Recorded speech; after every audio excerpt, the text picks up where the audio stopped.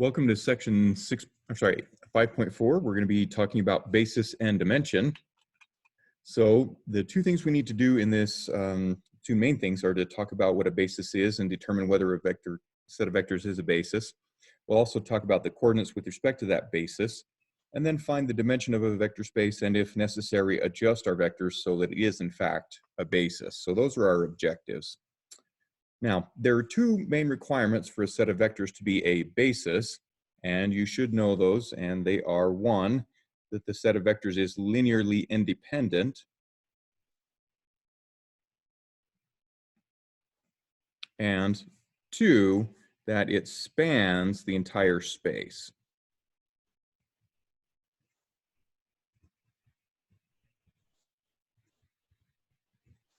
Okay.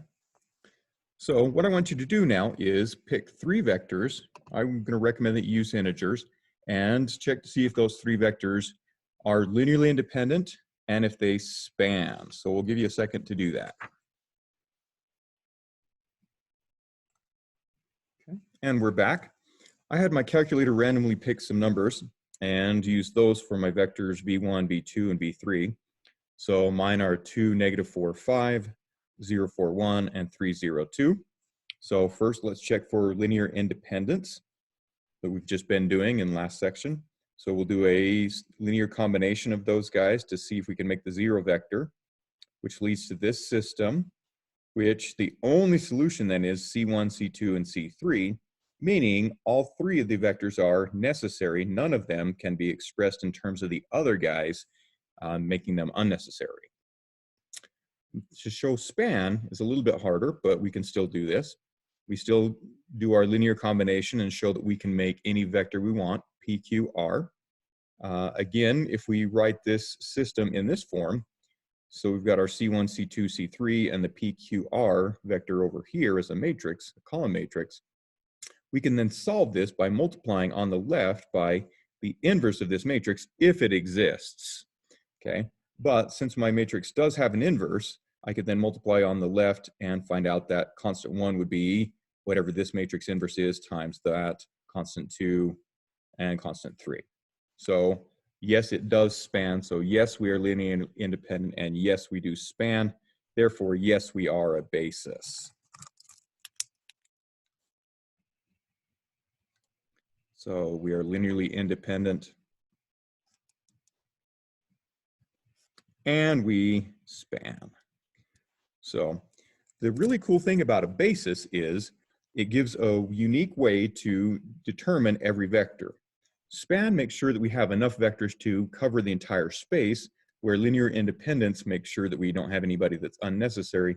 So it's kind of like the Goldilocks and the Three Bears story. So we want to make sure that we have enough vectors, but not too many vectors.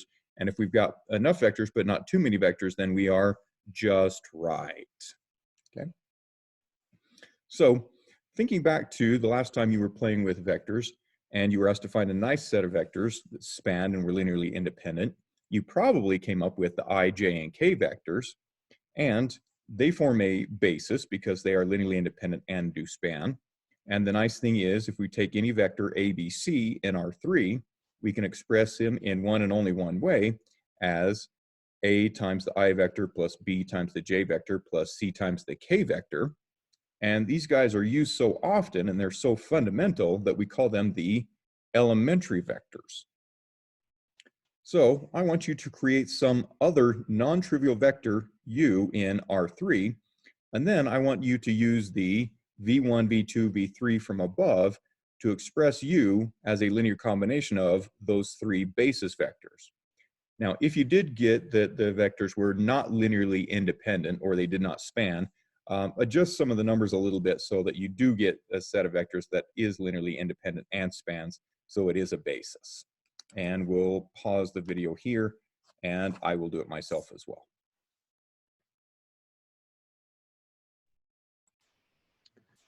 So I made up a vector, so -1, 3, 6, and using my vectors from above, I set up this to find a linear combination that will make the -1, 3, 6. That led me to this system, which when I RREF gives me this matrix.